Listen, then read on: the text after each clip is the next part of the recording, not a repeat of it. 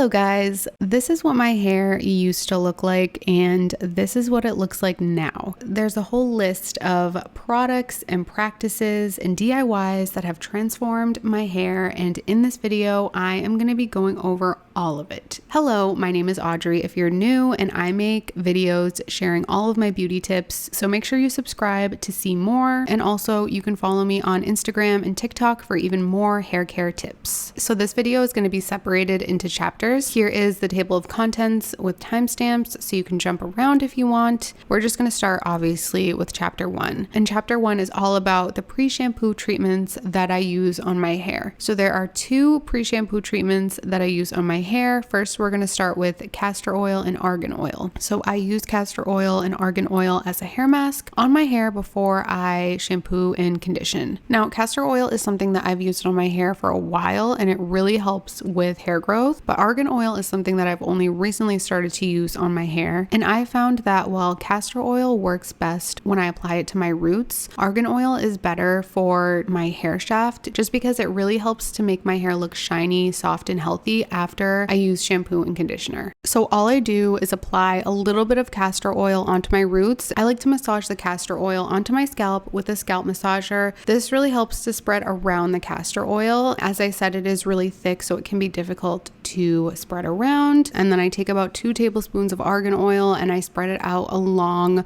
my hair. And then I leave this in my hair for about an hour before shampoo and conditioner. And I do this 2 times a month. I recommend this to you guys, like if you're dealing with hair loss, but I've heard from a lot of people that when they shampoo after using castor oil, their hair still feels really oily. So in that case, I recommend one of 2 things. You can either shampoo twice or you can use a shampoo with sulfates if you're comfortable using sulfates on your hair. So next is rice water. So I have a ton of videos on my channel about rice water. Yes, I know I've switched up my recipe so many times. I've switched up the way that I use it so many times, but I'm telling you guys, at this point now, I have perfected it. So to use rice water, I just pour it into a bowl on the floor, a large bowl, and I take a small cup and I rinse my roots and just all over my hair with the rice water. So I like rinsing my hair with rice water this way. When you use a spray bottle, which a lot of people recommend and I used to recommend, it seriously takes forever to spray everything onto your hair, and then a lot of the rice just ends up going on the shower floor. But if you rinse your hair, as you guys can see here, you don't waste any rice water and it doesn't take as long. So I do this for about 2 to 3 minutes, and then once I'm done, I wait for an hour to shampoo and condition my hair. Now we're on to chapter 2, and this is all about the shampoo and conditioner I use and just washing my hair in general. So there are 2 shampoos that I use on my hair throughout the month and 3 or so conditioners that I use as well. And I use them at specific times throughout the month, which I will be covering all right now. I wash my hair 2 times each week. I aim to wash it on Thursdays and Sundays just to keep things consistent. The majority of the time, I shampoo and condition using the Moroccan Oil Hydration shampoo and conditioner. These are sulfate free. However, they are not silicone free. And for me, I am fine using silicones because I don't end up getting that buildup on my hair from silicones because I end up using sulfates later in the month. So then once the shampoo is rinsed, I try to get as much water out of my hair as possible so I can then condition. And I leave the Moroccan oil conditioner in my hair for about 3 minutes and then I rinse everything out. And when washing my hair, I use warm water. Then after I rinse out the conditioner, I try to get most of the water out of my hair before putting it up in one of these Turby Twist hair drying towels. So now let's talk about the clarifying wash that I do once every 2 weeks. First of all, why do I even do a clarifying wash? As you guys will see in this video, my hair care routine is more extensive than just using shampoo and conditioner. If I did not do a clarifying wash, then my hair would be extremely weighed down and frizzy due to product buildup. So to avoid that, I use a shampoo with sulfates once every 2 weeks. The shampoo I use to do this clarifying wash is the Neutrogena Anti-Residue shampoo. This deep cleans your hair, and on the bottle it even says, I think something like, this makes your regular shampoo work better, use this once a week. And that is so true because it gets rid of all of the buildup on your hair. I also want to take a second to show you guys that I also sometimes wash my hair sideways like this. This just helps my hair to have a little bit more volume rather than washing it if I'm just like standing up straight. To finish up with my clarifying wash, I like to use these two products, the As I Am Co-Wash and the Leave-In Conditioner. And here's how I use them. So once the shampoo is rinsed out of my hair, I then take some of the co-wash and I put it in my hair.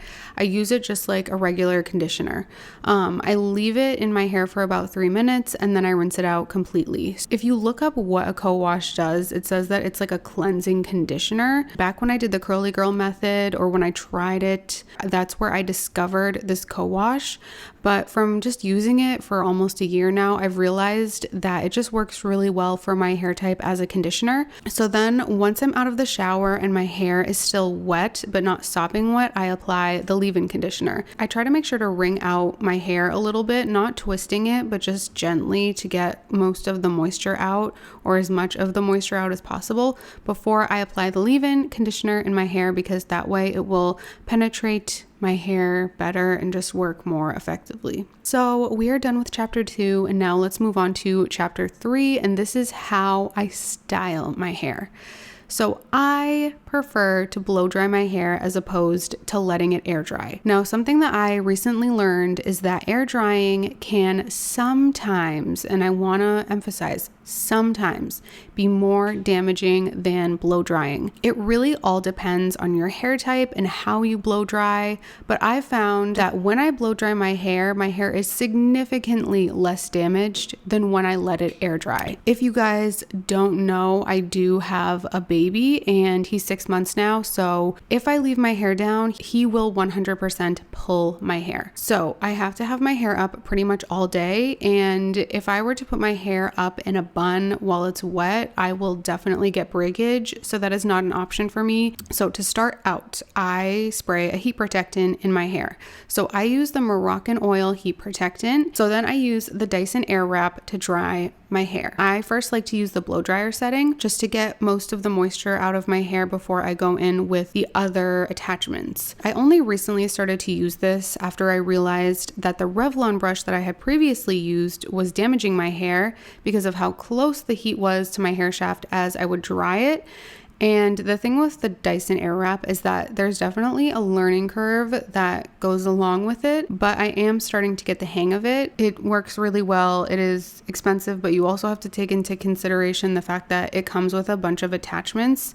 So you're not just getting a blow dryer, you're getting like a curling iron and a bunch of other things. Then I used the round brush on the Dyson Airwrap, and right after I use the round brush, I then use Velcro rollers. So I do this trick to try to make my rollers less messy, where I twist my hair as I'm rolling the roller up. It just helps to keep everything in place, and it helps to just make my rollers look less messy, even though they still kind of look messy. So I leave the rollers in for 1 hour. And when I take them out, this is what my hair looks like. So rollers really elevate my blow dried hair. They give it this salon type blowout look, whereas if I were to just leave my hair as is after blow drying it, it would have more of like a straightened, kind of like flat look. Once the rollers are out of my hair, I use an elixir or a hair serum or an oil, and I will use one of these 3 products. So I will either use the Kerastase, am I pronouncing that right?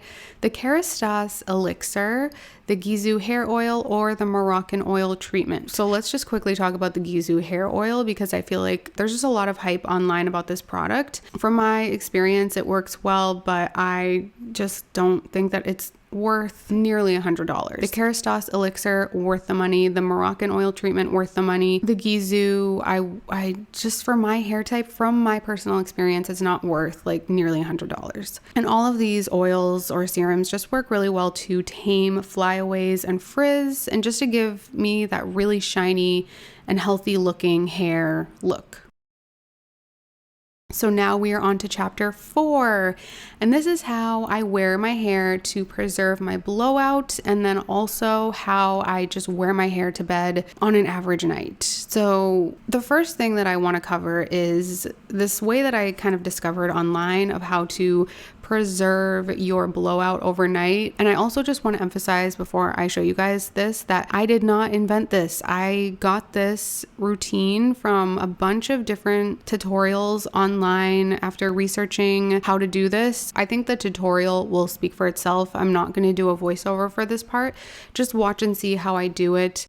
One thing that I do recommend is to invest in some sort of silk bonnet or silk cap. Mine is from Slip, and they make silk scrunchies and pillowcases and stuff like that. So wearing this to bed just really helps to keep your hair smooth, and it also prevents breakage, especially if you toss and turn a lot at night like I do. And on the nights when I don't wrap my hair, as you guys just saw, I just do this really simple bun with a silk scrunchie. This is what I do on a more regular basis because it's just a lot easier. The last chapter of my hair care routine, and this is chapter 5. This is how I refresh my hair on non-wash days. So I don't know about you guys, but by day 3, my roots get really, really oily, but then my ends get super dry. So the first thing I do here is I use a wooden hairbrush. And wooden hairbrushes are good for oily hair because the wooden bristles help to evenly disperse the oils along your hair shaft from your roots. So I start out by just brushing my hair, as you guys can see here, and then once my hair is completely brushed out, I then use the Drybar dry shampoo on my roots only. I let this sit in my hair for maybe like 1 minute, and then I just use the brush to kind of disperse everything and blend everything out on my hair. And then once I'm done with the dry shampoo and blending it out and stuff, I then just use some sort of serum or elixir, one of the 3 that I showed you guys previously, to smooth out my ends and make them less dry. So this has been my full hair care routine. I really hope you guys enjoyed it. I hope that this inspires you to start a hair care routine of your own. And of course, if you guys want to check out any of the products that I mentioned in this video, everything will be linked in the description. I love and appreciate all of you. Thank you so much for watching, and I'll talk to you guys next time.